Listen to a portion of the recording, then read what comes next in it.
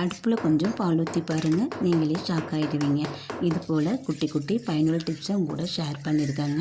Hello friends, welcome to my channel. இன்றைக்கி நம்ம வீடியோவில் என்ன பார்க்க போகிறோன்னா, பயனுள்ள வீட்டு குறிப்பு கிச்சன் டிப்ஸ் தாங்க கூட ஷேர் பண்ணியிருக்கேன். வீடியோ ஃபுல்லுமே பாருங்கள், அப்போ தான் நான் என்னென்ன டிப்ஸ் சொல்லியிருக்கேங்கிறதே உங்களுக்கு புரியும்.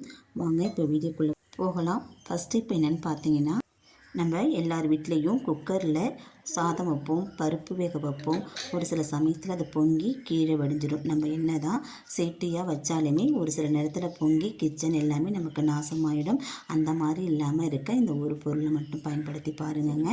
நான் நியூஸ் பேப்பர் தான் எடுத்திருக்கேன். வேஸ்ட்டாக போகிற நியூஸ் பேப்பர் எடுத்துக்கோங்க.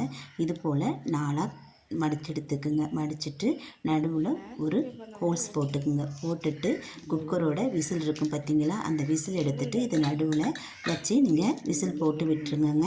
இது விசில் வந்தாலுமே அந்த தண்ணியெல்லாம் அந்த பேப்பரில் தான் சிந்துமே தவிர்த்து குக்கர்லேயோ அடுப்பு மேலேயோ சிந்தாது. நமக்கு துடைக்கிற வேலையுமே மிச்சமாக இருக்குங்க. நான் குக்கரில் இப்போ சாதம் வைக்க போகிறேன். நான் வச்சுட்டு உங்களுக்கு நான் காமிக்கிறேன் பாருங்கள். கொஞ்சம் கூட கீழே சிந்தவே சிந்தாது. அதே மாதிரி விசில் தண்ணி வந்தாலுமே அந்த பேப்பரில் தான் சிந்தும். இங்கே பாருங்கள், அது பேப்பரில் தான் அந்த தண்ணியெல்லாம் சிந்துமே தவிர்த்து கீழே எங்கேயுமே படாது. நமக்கு துடைக்கிற வேலையும் மிச்சமாக இருக்கும். ட்ரை பண்ணி பாருங்கள். நெக்ஸ்ட் இப்போ என்னென்னு பார்த்தீங்கன்னா, ஒரு இடிக்கல் எடுத்துருக்கேங்க. அதில் கொஞ்சமாக கடுகு சேர்த்துக்கிறேன். சேர்த்துட்டு இது நல்லா நம்ம இடித்து எடுத்துக்கலாம். அது 1-2 உடஞ்சி வர அளவுக்கு நம்ம இடித்து எடுத்துப்போம்.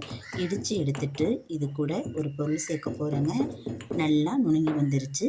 இது கூட ஒரு 4-5 கிராம்பு சேர்த்துக்கலாம். கிராம்பு சேர்த்துட்டு அதையுமே நம்ம நல்லா இடித்து எடுத்துக்கலாங்க. இடித்து எடுத்துட்டு இது எதுக்கு பயன்படுத்த போகிறோம்னு பார்த்தீங்கன்னா, இயற்கையான ஒரு கொசு விரட்டையை தாங்க நம்ம பயன்படுத்த போகிறோம். இது கூட இன்னொரு பொருளுமே நம்ம சேர்க்க போகிறோங்க. அது என்னன்னு பார்த்தீங்கன்னாக்கா, கற்பூரம் தாங்க. கற்பூரத்தை இதில் நான் ஒரே ஒரு துண்டு மட்டும் சேர்த்துருக்கேன். நீங்கள் 2-3 இருந்தால் கூட சேர்த்துக்குங்க. சேர்த்துட்டு இதை நல்லா கிளறி கொடுத்துருங்க. கிளறி கொடுத்துட்டு ஒரு அகல் விளக்கு எடுத்துக்குங்க. எடுத்துட்டு இந்த கடுகு கொஞ்சமாக சேர்த்துக்குங்க. கடுகில் நம்ம சேர்த்து வச்ச கலவையெல்லாம் இருக்குது, அது எல்லாமே சேர்த்து இதில் சேர்த்துக்குங்க. அதில் கொஞ்சமாக நல்லெண்ணெய் சேர்த்துருக்கேன். உங்கள்கிட்ட வேப்பெண்ணெய் இருந்தால் கூட சேர்த்து நம்ம விளக்கு ஏற்றிக்கலாம். 6 மணி வாக்கில் நம்ம நிலவாசலில், வீட்டு நடுகாலில், இல்லை படுக்கிற இடத்துல, இந்த மாதிரி இடத்துல நம்ம இதை ஏற்றி வச்சுக்கலாங்க. ஏற்றி வைக்கும்போது ஜன்னல் எல்லாமே சாத்திட்டு நம்ம ஏற்றி வச்சோம்னாக்கா நம்ம கொசோட தொல்லை எல்லாமே நமக்கு இருக்கும். ஒரு சில பேருக்கு கொசு ஊற்றியோட போக, அதுக்கப்புறம் பார்த்திங்கன்னா லிக்யூடு அதோட வாடை எல்லாம் பிடிக்காது. வீசிங் பிரச்சனை வரும். தொண்டையில் கரகரப்பு இருக்கிற மாதிரி இருக்குங்க. அந்த மாதிரி பிரச்சனை இல்லாமல் இருக்கிறதுக்கு இயற்கையான முறையில் இந்த கொசு விரட்டையை ரெடி பண்ணி நீங்கள் ஏற்றி பாருங்கள். கண்டிப்பாக கொசு தொல்லை இருக்கவே இருக்காது. அது மட்டும் இல்லாமல் கடுகுல நேர்மறை ஆற்றல் நிறையா இருக்கிறதுனால இதை நம்ம ஏற்றி வைக்கலாங்க. சைடு எஃபெக்ட் எதுவுமே இருக்காது. ட்ரை பண்ணி பாருங்கள், பயனுள்ளதாக இருக்கும். வாங்க அடுத்து நெக்ஸ்ட் ஸ்டெப் என்னென்னு பார்க்கலாம். நம்ம வீட்டில் சமையல் செய்வோம். செஞ்சுட்டு என்ன பண்ணுவோன்னு பார்த்தீங்கன்னாக்கா, அப்படியே இந்த கரண்டி எடுத்துகிட்டு போய் நம்ம அடுப்பு மேலே வச்சுருவோம். அடுப்பு மேலே வச்சுட்டு அதை இன்னொரு டைம் அதை நம்ம துடைச்சிக்கிட்டு இருப்போம் துணியை வச்சு.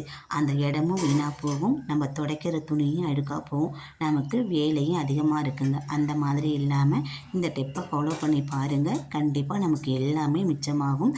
குழம்போ சாதமோ வறுவலோ ஏதோ செஞ்சுட்டு அந்த கரண்டி எடுத்து அது பக்கத்தில் ஒரு கிண்ணமோ ஒரு தட்டோ வச்சுட்டு அது மேலே வச்சுருங்க. அந்த அடுப்பு துடைக்கிற வேலையும் மிச்சம், நமக்கு நேரமும் மிச்சம். ட்ரை பண்ணி பாருங்கள். நெக்ஸ்ட் இப்போ என்னென்னு பார்த்தீங்கன்னா, தோசைக்கல்லில் பால் ஊற்றி பாருங்கள். நீங்களே ஆச்சரியப்படுவீங்க. ஏன்னு பார்க்குறீங்களா? வீடியோ ஃபுல்லுமே பாருங்கங்க. சூடான தோசைக்கல்லில் கொஞ்சமாக நான் பால் ஊற்றிக்கிறேன். தேவைக்கேற்ப நீங்கள் ஊற்றிக்கிங்க. நான் ஒரு நாளைக்கு தேவையான அளவுக்கு மட்டும் இதில் நான் ஊற்றிருக்கேன். இந்த பாலை நல்லா சுண்ட காய்ச்சி எடுத்துக்கணும். அந்த பால் அடுப்பில் நல்லா சுண்டி வர அளவுக்கு நம்ம காய வச்சு எடுத்துக்கணுங்க. அதாவது பால் கோவாவுக்கெல்லாம் சுண்ட வைப்போம், அந்த அளவுக்கு திக்காக நம்ம காய்ச்சி எடுத்துக்கணும். இந்த அளவுக்கு திக்காக வந்ததுக்கப்புறம் அடுப்பை ஆஃப் பண்ணிவிட்டு இதை ஒரு சின்ன கிண்ணத்துலேயோ இல்லை பிளேட்லேயோ இதை மாற்றி எடுத்துக்கலாங்க. இது கூட ஒரு முக்கியமான பொருள் சேர்க்க போகிறோம். என்னன்னு பார்த்தீங்கன்னா, ஆலோவேரா தாங்க சேர்க்க போகிறோம். சொத்து கத்தாழை தான் சேர்க்க போகிறோம். உங்களுக்கு எந்த அளவுக்கு தேவையோ அந்த அளவுக்கு எடுத்துக்குங்க. அதை சொத்து கத்தாழையை நல்லா கழுவிட்டு 2 பக்கமும் கட் பண்ணிவிட்டு நடுவில் உள்ள சதைப்பகுதியை மட்டும் நான் எடுத்துருக்கேன்.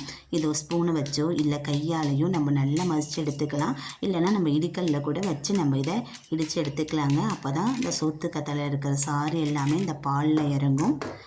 இந்த மாதிரி இடித்து எடுத்ததுக்கப்புறம் இதில் ஒரு முக்கியமான பொருள் சேர்க்க போகிறோம். இந்த மாதிரி சோத்துக்கத்தாழை இடிக்கும்போது அங்கங்கே திப்பி திப்பியாக இருக்கும், நமக்கு முழுசாக அரைப்பட்டு வராதுங்க. நிறையா இருந்ததுன்னா நம்ம மிக்ஸி சாரில் கொடுத்து கூட நம்ம அரைச்சி எடுத்துக்கலாம். கொஞ்சமாக இருக்கிறதுனால இந்த மாதிரி நான் அரைச்சி எடுத்துக்கிறேன். இது கூட இப்போ மஞ்சள் பொடி, முகத்துக்கு பூசுகிற மஞ்சள் பொடி இருக்கு இல்லையா, அதை இது கூட கொஞ்சமாக சேர்த்துட்டு இது நல்லா நம்ம கலந்து விட்டுக்க வேண்டியதாங்க. இந்த மஞ்சள் பொடி அந்த சோத்துக்கத்தாழை பாலோட நமக்கு நல்லா கலந்து வரணும். அது வரைக்கும் நம்ம நல்லா கையை வச்சு கலக்கி எடுத்துக்கலாம். இதை ஒரு வாரம் வரைக்கும் ஃப்ரிட்ஜில் ஸ்டோர் பண்ணி நம்ம வச்சு பயன்படுத்திக்கலாங்க. வெளியிலேயே வச்சு ஒரு நாள் 2 நாளைக்கு பயன்படுத்திக்கலாம். அதுக்கு மேலே இதை பயன்படுத்துறதுக்கு முடியாது. இதை கழுத்துக்கு பின்னாடி நமக்கு கருமை நீர் இருக்கும் பார்த்தீங்களா, அந்த இடத்துல தினந்தோறும் நம்ம தேய்ச்சி இதை கழுவிட்டு வந்தோம்னா பின்னாடி இருக்கிற கருமை நிறம் கண்டிப்பாக மாறுங்க. அது மாதிரி கண்ணுக்கு கீழே இருக்கிற கருவளையத்திலையும் இதை தடவிட்டு வந்தோம்னா அந்த கருமை நிறமும் மாறும். முகத்தில் இதை அப்ளை பண்ணிக்கிட்டு வரும்போது முகம் நல்லா பொலிவு கொடுக்குங்க. வறண்ட சருமம் உள்ளவங்க இதை ரெகுலராக யூஸ் பண்ணால் முகம் நல்லா பளபளன்னு இருக்கும். இதுக்காக நம்ம ஆன்லைனில் காசு கொடுத்து அதிகப்படியான செலவு பண்ணி நம்ம க்ரீம்லாம் வாங்கி தடவ வேண்டிய அவசியம் கிடையாதுங்க. வீட்டில் இருக்கிற பொருளை வச்சு இயற்கையான முறையில் நம்ம இந்த மாதிரி ரெடி பண்ணி நம்ம முகத்தையும் கழுத்தையும் பளபளன்னு வச்சுக்கலாம். ட்ரை பண்ணி பாருங்கள். நெக்ஸ்ட் இப்போ என்னென்னு பார்த்தீங்கன்னா, குக்கர் தாங்க எடுத்திருக்கேன்.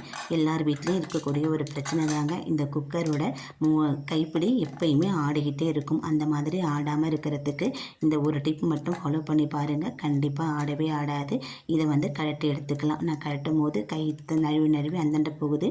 நம்ம இதை கழட்டி எடுத்துட்டு இந்த ஒரு பொருளை மட்டும் வச்சு நீங்கள் டைட் பண்ணி பாருங்கள். கண்டிப்பாக குக்கரோட கைப்பிடி நமக்கு கலண்டே வராதுங்க. நீண்ட நாளைக்கு அப்படியே இருக்கும். இதுக்கு இந்த என்ன பொருள்னு பார்த்தீங்கன்னா, நம்ம தூக்கி போடுற மாத்திரை கவர் தாங்க. அந்த மாத்திரை கவரை இதை எப்படி பயன்படுத்துகிறான்னு உங்களுக்கு சொல்கிறேன் பாருங்கள். இந்த மாத்திரை கவரோட பின்பகுதி முன்பகுதி ரெண்டையுமே நம்ம பயன்படுத்திக்கலாம். நான் பேக் சைடு எடுத்துட்டு இதை 4ஆக மடிச்சுக்கலாங்க.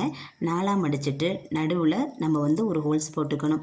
அதாவது அந்த திருவு இருக்குது பார்த்தீங்களா, அதுக்கு தகுந்த மாதிரி ஒரு ஹோல்ஸ் போட்டுக்கணுங்க. அதுக்கு இது 4ஆக மடித்து அந்த முகனையில் கத்திரிக்கோலை வச்சு சின்னதாக நம்ம கட் பண்ணி எடுத்துக்கணும். ரொம்ப பெருசாக கட் பண்ணிட்டோம்னா அந்த ஸ்க்ரூவுக்கு அது கரெக்டாக இருக்காது. அப்புறம் திருகும்போது லூஸாக இருக்கும். அது இந்த மாதிரி சின்னதாக கட் பண்ணி எடுத்துட்டு அந்த திருகை அதுக்குள்ளே நம்ம சொருகி வச்சிட வேண்டியதாங்க. சொருகிட்டு நமக்கு தேவையில்லாத அந்த பகுதியை நம்ம கொஞ்சமாக அதை கட் பண்ணி எடுத்துடணும். கட் பண்ணும் போது பார்த்து கட் பண்ணணும். ரொம்ப அதிகமாக கட் பண்ணிட்டோம்னாக்கா அந்த சென்டரில் உள்ளது கட் ஆகிடும். திரும்பி நம்ம வேறு பேப்பர் தான் போட்டு நம்ம சுற்றுற மாதிரி இருக்குங்க. நான் அதை கட் பண்ணி எடுத்துட்டு அதுக்கு தகுந்த மாதிரி அந்த மூடியை வச்சு நம்ம அந்த நெட்டை நம்ம டைட் பண்ணி விட்டுற வேண்டியதாங்க. அந்த மாதிரி டைட் பண்ணி விட்டுட்டு நான் காமிக்கிறேன் பாருங்கள். கொஞ்சம் கூட ஆடலை பாருங்கள். குக்கர் மூடி தான் ஆடுது, கைப்பிடி ஆடலை. இந்த டிப்பை கண்டிப்பாக ட்ரை பண்ணி பாருங்கள். கண்டிப்பாக பயனுள்ளதாக இருக்குன்னு நினச்சிங்கன்னா உங்கள் ஃப்ரெண்ட் அண்ட் ஃபேமிலிக்கு ஷேர் பண்ணி கொடுங்க. நான் சொன்ன டிப்ஸில் ஏதாச்சும் ஒன்றாச்சும் உங்களுக்கு பயனுள்ளதாக இருக்குன்னு நம்புகிறேன். பயனுள்ளதாக இருக்குன்னு நினச்சிங்கன்னா என் சேனலுக்கு ஒரு லைக் கொடுங்க. மறக்காமல் சேனலை சப்ஸ்கிரைப் பண்ணி சப்போர்ட் பண்ணுங்கள். நீங்கள் கொடுக்குற லைக்கும் கமெண்ட்டும் என்னுடைய வெற்றி பாதைக்கு வழிவகுக்கும். இந்த மாதிரி பயனுள்ள கிச்சன் டிப்ஸ், சமையல் குறிப்பு, சமையல் இது போன்ற வீடியோக்களை உங்கள்கிட்ட பதிவிடுறதுக்கு எனக்கு உறுதுணையாக இருக்கும். இது வரைக்கும் என் வீடியோ பொறுமையாக பார்த்ததுக்கு நன்றி.